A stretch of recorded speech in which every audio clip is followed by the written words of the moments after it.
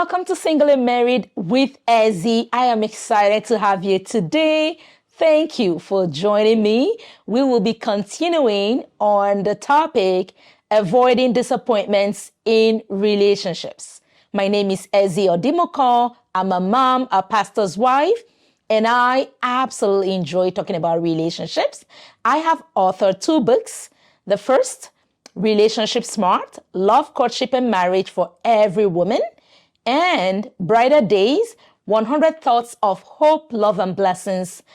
Both books are available for you on Amazon. Last week, we saw 4 points on avoiding disappointments in marriage.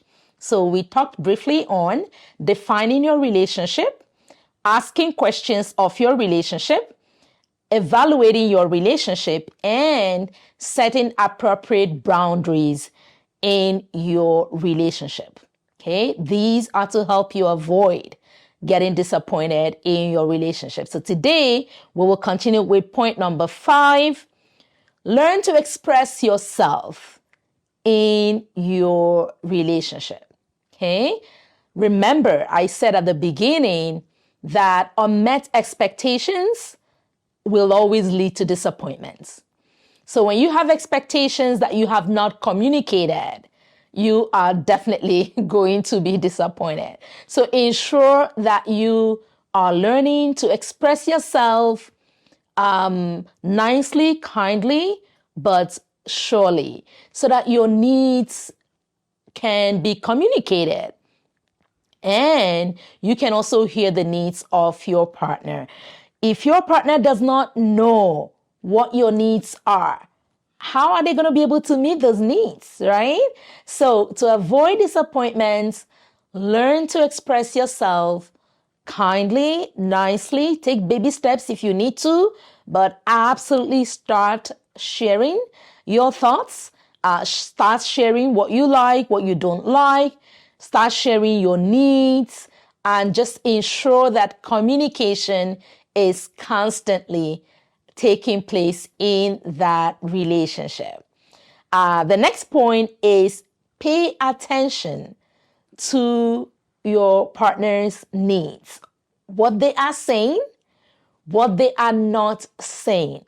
What do I mean by this? Now, it is very much related to communication. People know. When people are in relationships, they know what they have said and what they have not said. They know what they have committed to and what they haven't committed to, right? Oftentimes, I hear men say, well, I never proposed to her, right? Right? But all the while, in the lady's heart, she feels, I'm the one, I've been proposed to because I've seen the mom, I've seen the sister, I've gone to their village. I was with him when he went to pick out, the house or the ride or whatever it is. Now, pay attention to what is said and what is not said, right? And I always like to say, a person has not proposed until they have proposed, right? So again, avoiding assumptions, avoiding coming to conclusions on your own, and ensure that there is understanding, right? Pay attention to what is said, ask questions, because conversations give you a kind of like a window to the soul. They help you gain insight to what is happening in the other person's heart, in their mind, so ensure there's communication both ways. You're expressing yourself. You're also paying attention and listening very well to what the other person is saying and what they are not saying. And if need be, you clarify the information, right? To make sure that you are understanding properly. The next point I have for you is avoid sex before marriage. I know it sounds like, a cliche, everybody says it, or, but it is important. Why? I like to say no man will buy what they can borrow, right? So if you want to avoid being disappointed, we talked about defining, knowing what kind of relationship you're in. So let's assume you're in a friendship. There's been no commitment. Nobody has asked you, will you marry me? right? And you haven't responded to say, yes, I'll marry you. But you decide to make this relationship a very sexually active relationship, right? What happens is that you could essentially prevent the person from taking that extra step, right? Because everything they need in a wife, they already have. You're in there with them, you're living in, you're cooking, cleaning, meeting their sexual needs and doing all these things. Like, why would that person take that extra step to marry you, right? And that's why I say no man will buy what they can borrow. No man will take the extra step to do what has come to them easily. So you want to make sure you guard your heart, you guard yourself, and ensure that you are staying within whatever limits of your relationship that you have determined are in line with your values, with God's will for you.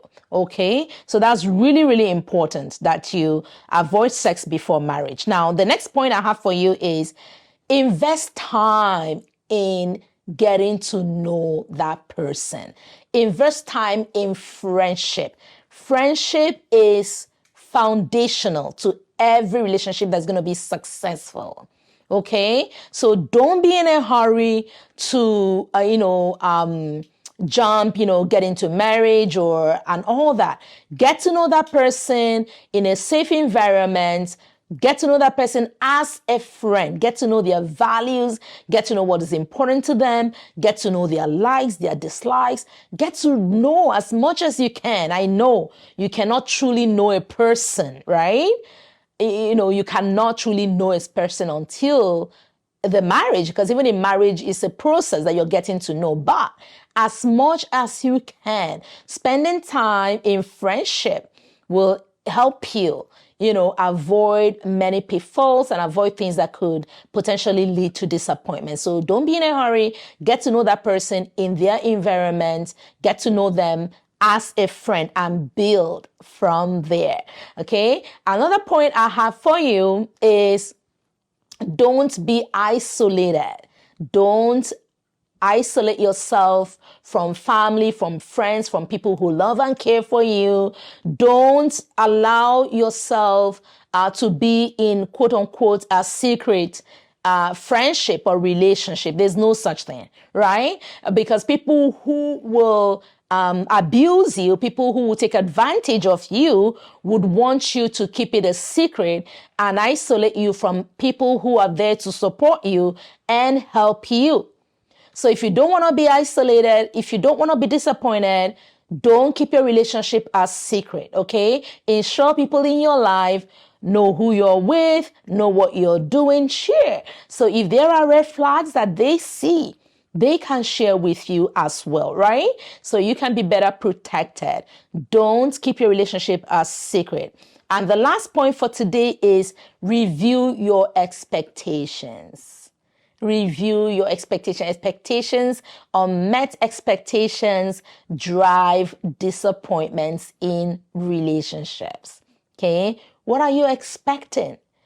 Is your expectation, have you communicated your expectation? Is it known or is it all in your heart, right? Is your expectation aligned with the relationship that you're in, right? Somebody says hello to you, they haven't committed to anything and you're expecting them to, give you a ring. That is kind of, not a realistic expectation. So ensure your expectations are aligned, review them, ensure they align with the relationship that you're in, that they make sense. The ones that are not sensible, get rid of them, right? We're not saying live in this fantasy world, make sure your expectations are realistic and they match with the level of type or nature of relationship that you are in. I pray for you that you will be in healthy, wholesome, happy relationships. And if you assess your relationship, review and it's just not the right one, right? Nothing is wrong with taking a break, getting out of it, and so that you can be better, you can recover, be healthy, and prepare for a better relationship that will lead to marriage. I hope these few points have been a blessing to you.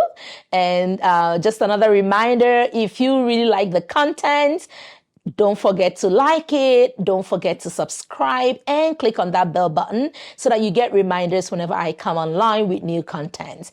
And I will also ask you to share with your friends and family so that they can be part of what we are doing, and that will increase our visibility.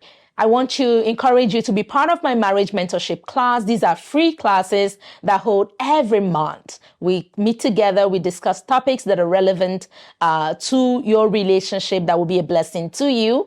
You will find ways that you can join the marriage mentorship class and be a part of it. I also have a training coming up, a single and married training that is coming up in September. I'm really excited about this training. Information will be available for you to sign up and join. You will be able to join online or in person. And I do look forward to you being part of it. It's going to be exciting. It's going to be amazing. I want to say thank you for joining us. Until next time is goodbye and God bless. From Single and Married with Ezzy.